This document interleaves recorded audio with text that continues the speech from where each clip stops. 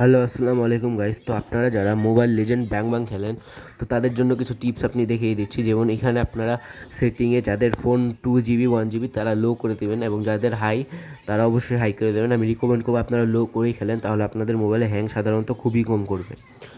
তো তারপর আপনাদের এখানে কিছু সেটিং আছে, এগুলো অবশ্যই আপনারা বুঝতে পারবেন, এগুলো অত কঠিন কিছু না। তারপর আপনারা মনে করেন ম্যাচে চলে যাবেন, ম্যাচে চলে যাওয়ার পরে যে ক্লাসিকে যেয়ে স্টার্ট দেবেন, এবার স্টার্টে প্রেস করলে আপনাদের ম্যাচ স্টার্ট হয়ে যাবে।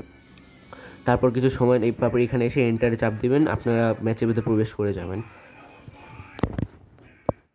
তারপর আপনারা দেখতে পাচ্ছেন এখানে ক্যারেক্টারগুলো। এখানে যে প্রথমত এই যে ক্যারেক্টারটা, এটা হচ্ছে মূলত রাশে খেলার জন্য যারা, এবং এটা হচ্ছে সাপোর্টিভে, আর এটা হচ্ছে আপনার লং রেঞ্জ। এখন আমি যেহেতু রাশে খেলি, আমি অবশ্যই এই ক্যারেক্টারটা চুজ করব।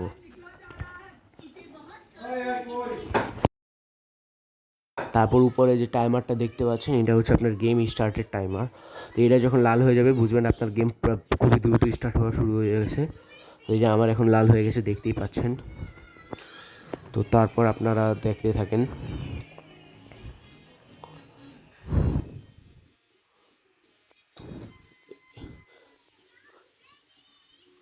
তো এরপর আপনারা দেখতে পাচ্ছেন দুইটা দলে ভাগ করা হয়েছে, এক দল আমাদের দল, আরেকজন অপোনেন্টের দল।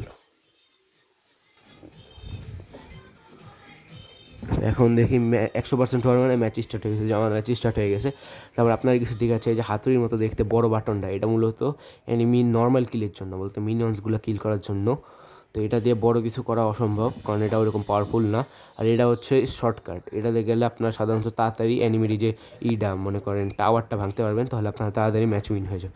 এটা হচ্ছে একটু কঠিন এই রাস্তাটা, কিন্তু শর্টকাট যেটা ওটা সাধারণত কেউ চায় না, এটা হচ্ছে সমস্যা। তো এরপর আপনারা দেখতেই পাচ্ছেন যে এটা হচ্ছে মাঝখানেরটা, এটাই সাধারণত সবথেকে বেশি রাশ হয়। আর আমাদের উদ্দেশ্যই হচ্ছে এই টাওয়ারটা ভাঙে, এটা ভাঙতে পারলে আপনারা উইন হয়ে যাবেন। অবশ্যই অপোনেন্ট ভাঙলে অপোনেন্ট উইন হয়ে যাবে, এরকম ব্যাপারটা। আর বাকি যে স্কিলগুলো দেখতে পাচ্ছি, আর এখানে এই যে পঞ্চ অ্যাটাক, এই হাতুড়ির মতো ছোটো ছোটো বাটনগুলো, হাতুড়িটা হচ্ছে পঞ্চ অ্যাটাক। পঞ্চ হচ্ছে আমার সাইডে যে মিনিয়নগুলো এরা অ্যাটাক করলে তখন এটা দেখাবেন। আর এইটা প্লাস একটু সবুজ করে যেটা, ওটা হচ্ছে সাপোর্টের জন্য। এবং সবার মাঝখানে যেটা লালটা, ওটা হচ্ছে হ্রাস করার জন্য, অনেক এনিমি থাকলে তখন এটা দেখায়, এবং সাপোর্ট লাগলে তখন 3 নাম্বারটা দেখায়। তো এখানে আমি একটু খেলে দেখাচ্ছি, তাহলে আপনারা অবশ্যই সুন্দরভাবে বুঝতে পারবেন।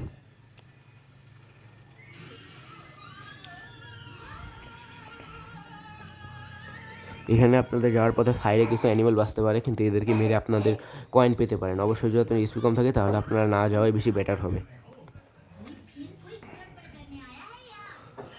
আপনার এই যে রিকল বাটনটার কথা বলেন, এই রিকল বাটনটা দিলে হয় কি, আপনাদের এসপি যদি কম হয়, এনিমি বেশি হয়, তাহলে কোনো জায়গায় ঘাসের ভিতর লুকিয়ে রিকল দিলে আপনাদের প্রথমে পাঠিয়ে দেবে, এবং এসপি মোটামুটি ভালোই দেবে এরকম। আর নিচের যে সবুজ দুটা বাটন, এই দুইটা এসপির কাজ। আর এখানে যে প্লাস বাটনগুলো অন হয়ে থাকে, এগুলো চাপ দিলে আপনাদের ক্যারেক্টার স্কিল অন হয়ে যাবে, তখন হাতে প্রেস করলে কাজ হবে, না হলে কাজ হবে না। এখানে আপনারা দেখতেই পাচ্ছেন একটা এনিমির সাথে ফাইট করছে, তখন ক্যারেক্টার স্কিলগুলো বেশি ইউজ করবেন, তাহলে তাড়াতাড়ি কিল হয়ে যাবে। তো এখানে আপনাদের উদ্দেশ্যই থাকবে টাওয়ারগুলো ভেঙে উইন করা।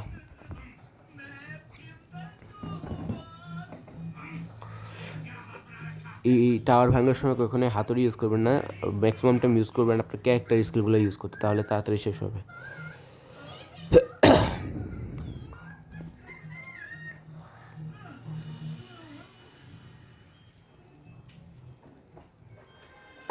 দেখতেই পাচ্ছেন আমি শেষ করে ফেলেছি টাওয়ারটা।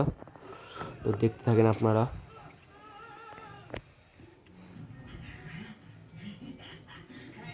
তো আজকের মতো এইটুকুই, আমি জাস্ট আপনাদের বেসিক জ্ঞানের জন্য এই ভিডিওটা বানানো হয়েছিল। বেশি বেশি লাইভ সাবস্ক্রাইব শেয়ার করে দিন, এবং বাই বাই।